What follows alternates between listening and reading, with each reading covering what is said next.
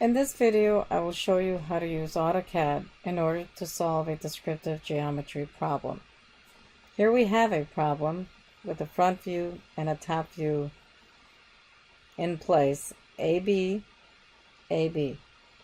First thing you want to do is draw in the vertical lines that reference the projection of the top view and the front view to each other. Went ahead and did this right over here.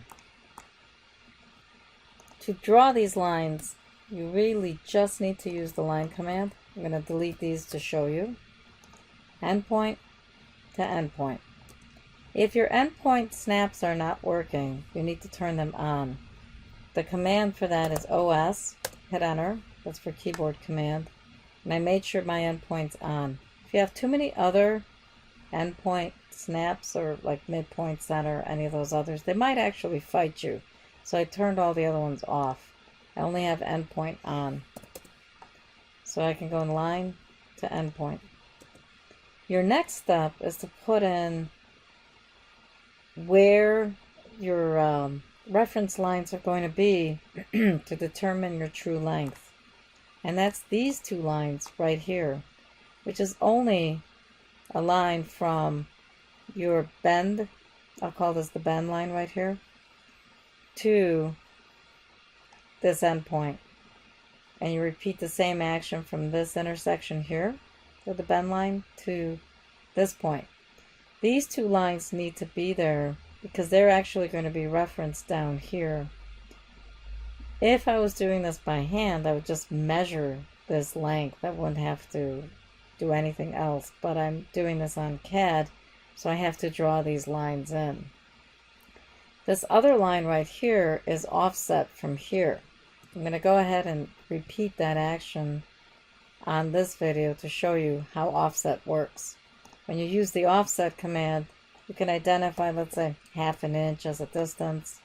Pick the line and the distance. That's it. The purpose for this line is to have a reference to work off the true length line. I'm going to change its color and its line weight.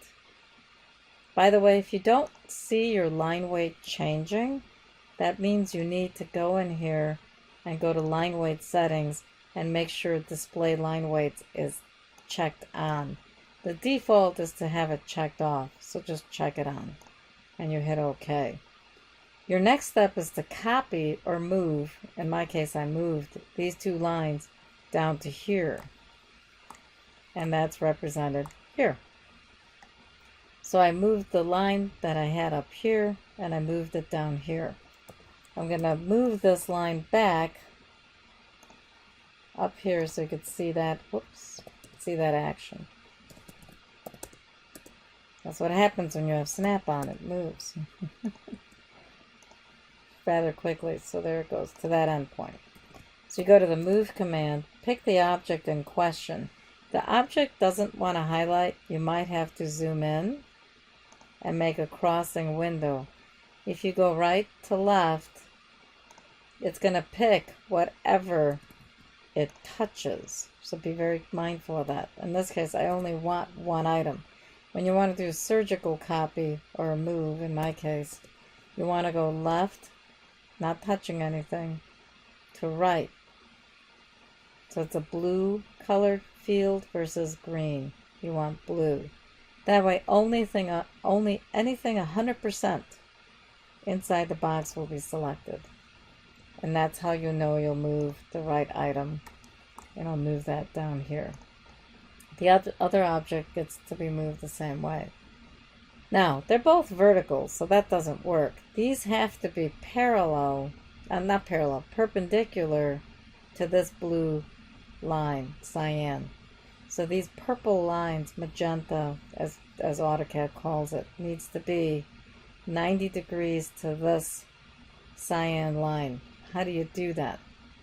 You use the rotate command, and I'll show it right here. When you rotate, you pick the object, and then your right mouse button, and then you pick the endpoint. Now the problem here is, how do you rotate? Is it easy enough just to pick this endpoint and then it's perfect? It might be, or it might not be. In this case, it's probably correct because you see the alignment. But you heard the way I said that, probably. Probably is never good enough, not in CAD. You actually have to have it right on the money. So how do you get it nailed right on the money? Here's the sure method, no matter what angle you're going to, and no matter how tight that angle. The way I would do it is I would first copy your baseline, the line that you want everything to work off of. I would end up copying it twice in this case because I'm looking to rotate 2 lines. That way I know this line and this line and this line, all these segments are parallel to each other. That's the most important thing. Next, I would rotate this line at its intersection and literally just rotate it 90 degrees. Done. That way I know the angle. If you look at the angle between this line, this position and this position is 100% 90 degrees. That's what you want. I'd rinse and repeat this action for the other line on this end at that same intersection.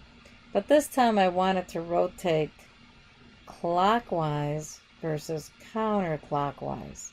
Now remember, protractors in the truest fashion work in a counterclockwise fashion, which means in order to get this to swing 90 degrees clockwise, I have to type in -90, not 90, -90. Remember that. Now I can go ahead and rotate these objects by picking on it once. Obviously I went into the rotate command. Let me do that again. Go to the rotate command, pick my purple line, right mouse button. Now it's the end point. Where am I going to rotate from? That's that end point. And now I'm going to do something different. I'm going to do a right mouse button and use reference. I'm going to pick the same end point, pick the other end of that same line, and now I literally can control the rotation of this object completely. It will only go exactly where I move my mouse, and then I can pick the end point of this line. That way I know it's 100% parallel with it. No questions, no doubt. It's not half a degree off, 0.05, anything like that. It's literally dead on, exactly in alignment. I'm going to repeat that action for this line. Again, endpoint, right mouse button, reference, same endpoint for rotation, then the opposite end, and then again pick the endpoint of where I want it to end up. The outcome is 2 screens open. There we go. The outcome is this. The next step is very straightforward. It's connect the dots, which is this. All I had to do is connect the 2 endpoints. When I go back to this image, literally all I did was delete these 2 lines, go ahead and draw another line from endpoint to endpoint. It is a connect the dots answer. That's it. I changed the color to green just to make it different for this presentation, just so you could see it. And I changed the line weights to the other 2 objects to be thinner so they don't visually fight you. And you clearly see that object. I'll change the line weight of that too. And just make it really thin. And that is the true length of the line. Now here's a little trick. See that? That's the true length of AB. Now you might question, oh, I got to repeat all this for the top line. What you want to check is check the measurements. If you find out that the measurement at the top and bottom measurements, for example, right now this is only the 3 decimal places. So if I change the precision to the nth decimal place for each one of these, you're going to find out they're in the same position.